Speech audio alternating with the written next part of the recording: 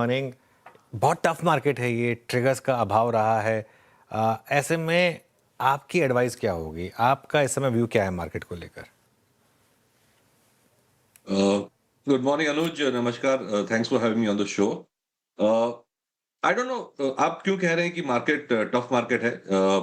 Opportunities तो बहुत है।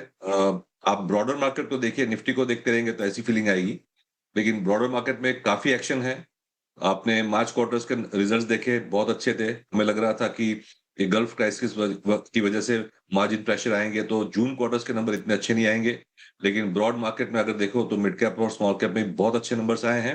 इनफैक्ट लार्ज केस में भी ठीक ही है, इतनी डिसअपॉइंटमेंट्स नहीं रही हैं। तो मेरे ख्याल से जो स्टॉक पिकिंग अप्रोच अगर अपना के चलते हैं इंडिया की लॉन्ग टर्म पोटेंशियल को देख के, and there are so many themes that are working today that just looking at the Nifty से मुझे लगता है एक एक इंप्रेशन खराब होती है मार्केट की। लेकिन मैं तो कहूंगा मार्केट में अपॉर्चुनिटीज बहुत हैं। हमारे जो फंड्स हैं उन्होंने भी स्टॉक पिकिंग से काफी अच्छी परफॉर्मेंस दिखाई है। तो मेरे ख्याल से ये कहना बिल्कुल सही नहीं कि मार्केट टफ है। ऑफकोर्स मार्केट हमेशा टफ रहती है। मार्केट्स का नेचर ही है कि वॉलेटाइल रहना है। लेकिन अगर आप डेडिकेटेड तरीके से स्टॉक पिकिंग करते हो, अपॉर्चुनिटीज फाइंड करते हो, बहुत बहुत अपॉर्चुनिटीज है। मेरे जी, मैं इसलिए बोला टफ मार्केट क्योंकि अ, अभी फंड के रिटर्न्स नहीं आ रहे ना। आप ही देख लीजिए, आपके फंड का क्या रिटर्न रहा होगा पिछले 2 साल का, 3 साल का, कंपेयर टू जो 2022 से 24 का था। तो टफ तो है ना मार्केट। बिल्कुल टफ नहीं है अनुज। आपने पूछा तो मैं जवाब दे देता हूँ। हम्म। जब हमने स्मॉल फंड लॉन्च किया था नवंबर 2024 में, तब यही क्वेश्चन आ रहा था कि फंड क्यों लॉन्च कर रहे हो, टफ मार्केट है। हमने बोला देखिए, there are at least 8 to 900 stocks in the small cap and mid cap space जहां पे स्टॉकिंग करनी है, और हम वो करेंगे। और आज का मैं कहूँ तो मार्केट्स स्मॉल कैप इंडेक्स अगर देखें तो बहुत कम रिटर्न दिया है, 2-3% दिया है रिटर्न्स। लेकिन स्टॉक पिकिंग से हमने जो रिटर्न्स एब्सोल्यूट टर्म्स में जो दिए हैं, वो ऑलमोस्ट 20-30% रिटर्न्स दिए हैं। तो मैं जैसे कह रहा था, ब्रॉड मार्केट में काफी अपॉर्चुनिटीज हैं, और इंडिया की जो अंडरलाइन स्ट्रेंथ है वो तो है ही। इसलिए मैं कह रहा हूँ कि खाली निफ्टी 50 नहीं देखना चाहिए, हमें एनएससी 500 देखें, या तो स्मॉल कैप इंडेक्स देखें, mid cap index. Broader broader indexes is, I think मेरे ख्याल से जो इकोनॉमी की इनहेरेंट स्ट्रेंथ है वो एनएससी 500 में ज्यादा दिखती है, न सिर्फ एनएससी 50 निफ्टी 50 में। तो इस तरह से मैं कह रहा था कि अपॉर्चुनिटीज है। मेरे ख्याल से वॉलेटिलिटी का जो नेचर है वो हमें एज इन्वेस्टर्स अपनाना चाहिए, और उससे हमें एक्सप्लॉइट करना चाहिए, क्योंकि जब डिसअपॉइंटमेंट होती है, जब मार्केट साइडवेज लंबे समय तक जाती है, तभी लोग गिव अप करके मार्केट से निकल जाते हैं। बट यही तो टाइम था कि जब हम पोर्टफोलियो बनाए। नहीं, बिल्कुल। वैसे वैसे एक बात है, ये मैं ज़रूर कहूँगा। मैं देख रहा था आपका 1 साल का रिटर्न 33% का रहा है, जबकि कैटेगरी एवरेज 13% की है। और 6 महीने का भी आपका रिटर्न स्मॉल कैप फंड का 29% है, कैटेगरी एवरेज 18% है। तो ऑब्वियसली ये बात खैर आप कह सकते हैं, और आपके फंड जो इन्वेस्टर्स हैं, आई थिंक वो खुश होंगे आपकी परफॉर्मेंस से। वीरू। बिल्कुल। चलिए अब एक काम करते हैं। हाँ, थोड़ी सी मिहिर जी की स्टाइल ऑफ इन्वेस्टिंग को समझते हैं। आपका वो ट्वीट देखा था मैं, बड़ा खूबसूरत सा। Are you ready to discover the gorilla stocks that will dominate the next decade? क्या है मिहिर जी, समझाइए इसको थोड़ा सा। तो Viru, thanks for asking this question. ये मेरे हार्ट को काफी क्लोज टॉपिक है। ये हमारी बेसिकली ट्रस्ट म्यूचुअल फंड की जो इन्वेस्टमेंट फिलोसफी है, उसको उसको ये रिप्रेजेंट करता है।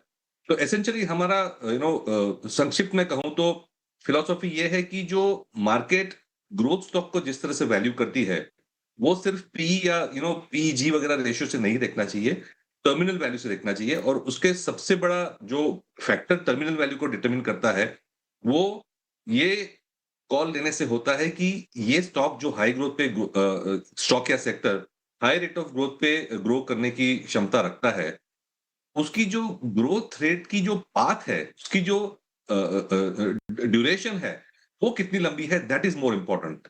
तो अगले साल या 2-3 साल में 30 या 25 या 40% का ईपीएस ग्रोथ अगर कोई स्टॉक दिखाता है तो अच्छी बात है।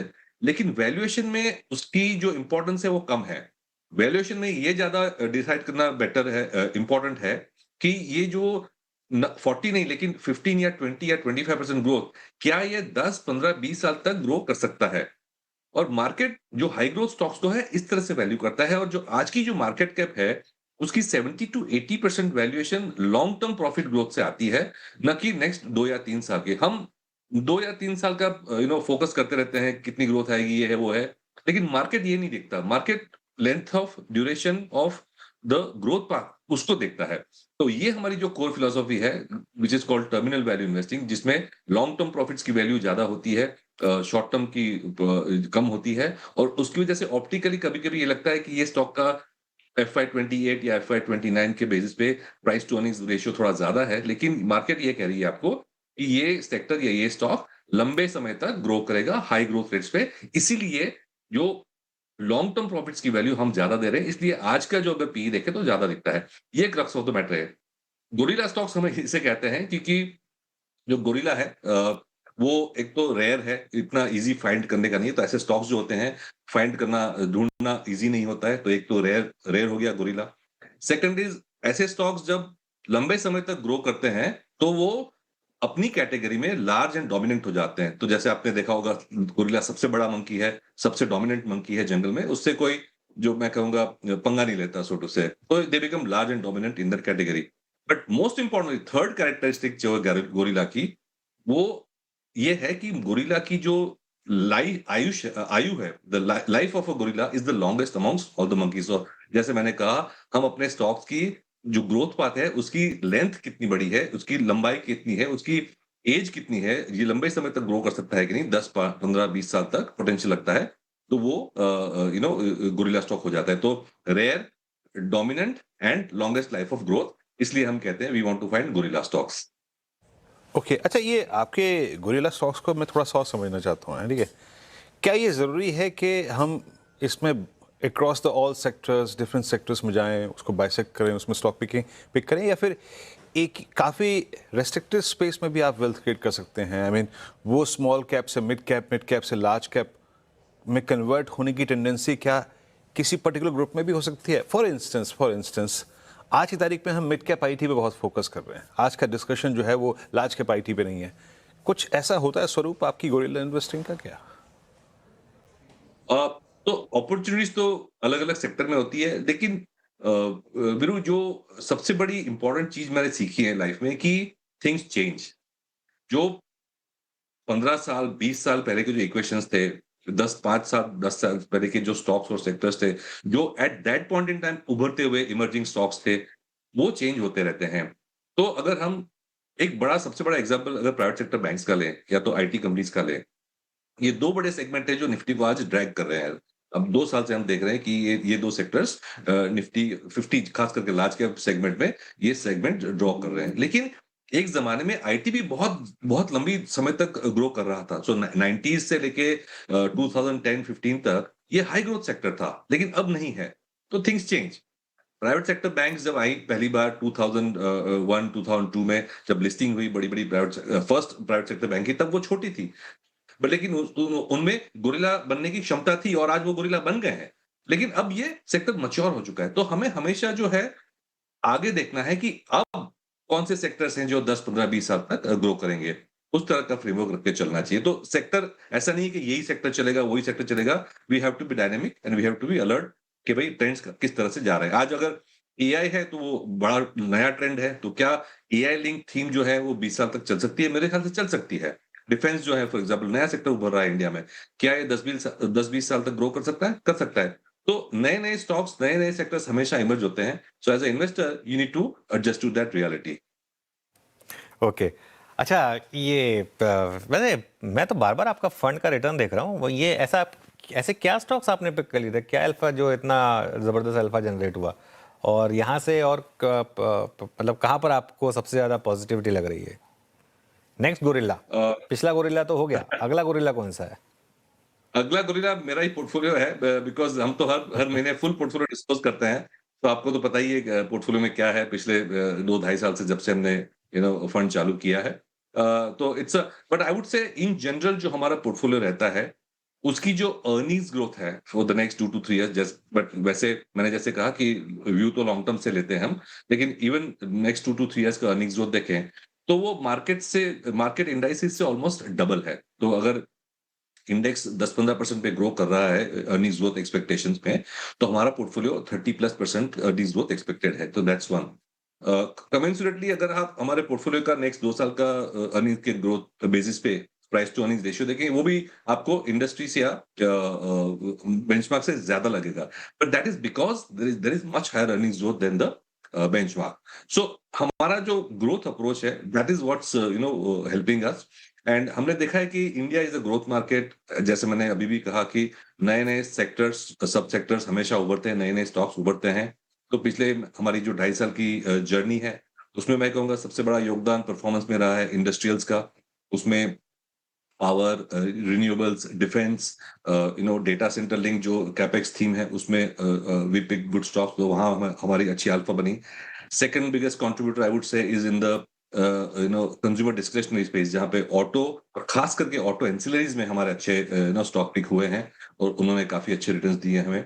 एंड थर्ड इज फार्मा और केमिकल्स में भी हमने अच्छे स्टॉक्स पिक किए हैं, जहां पे अल्फा आई है। तो मेरे ख्याल से we have been focusing on the emerging growth sectors and picking those stocks, especially in the mid cap and small cap space.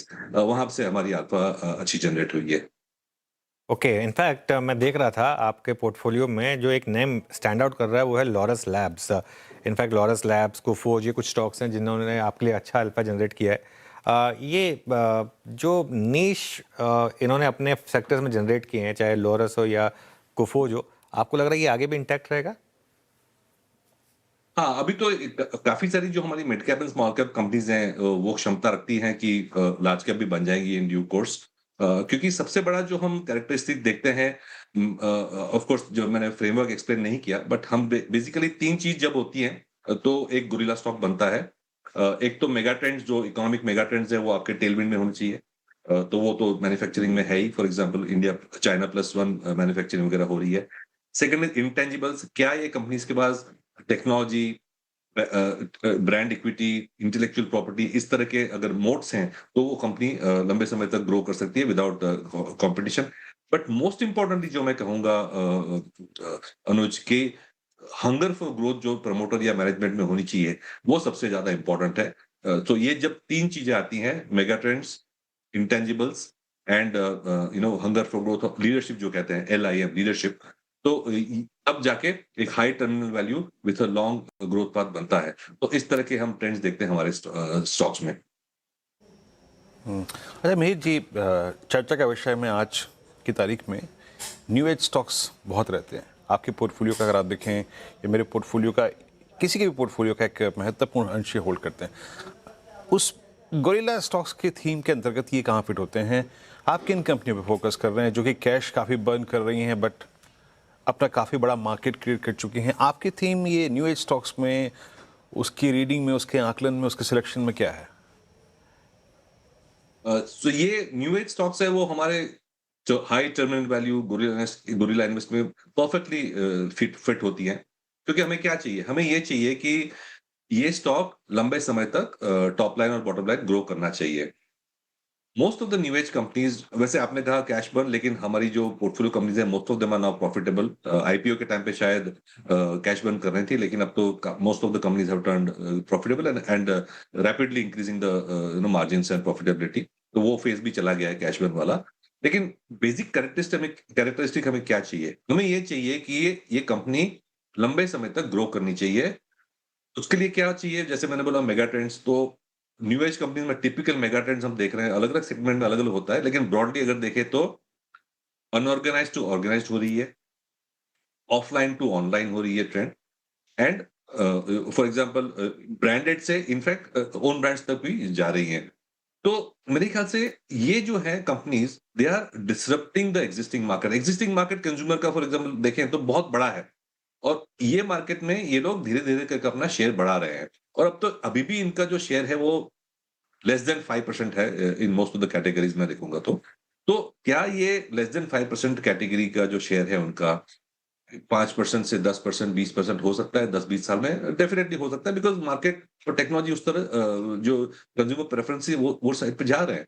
तो 10 साल का, अगर 20 साल का हमें ग्रोथ पाथ दिखता है, तो फिर ये इनकी जो टर्मिनल वैल्यू है बहुत हमेशा हाई रहेगी। जो markets will start looking and always looking at the longer term potential also. That's why जो न्यू एज कंपनीज है टिपिकली हमें देखते हैं कि हमारी जो लीडरशिप इंटेंजिबल्स और मेगा ट्रेंड्स वाला जो फ्रेमवर्क है गोरिल्ला इन्वेस्टिंग के फ्रेमवर्क में बहुत अच्छी तरह से बैठती है। ऑल राइट, बहुत बहुत शुक्रिया मिहिर जी आज हमारे साथ जुड़ने के लिए, अपना व्यू रखने के लिए हमारे सामने।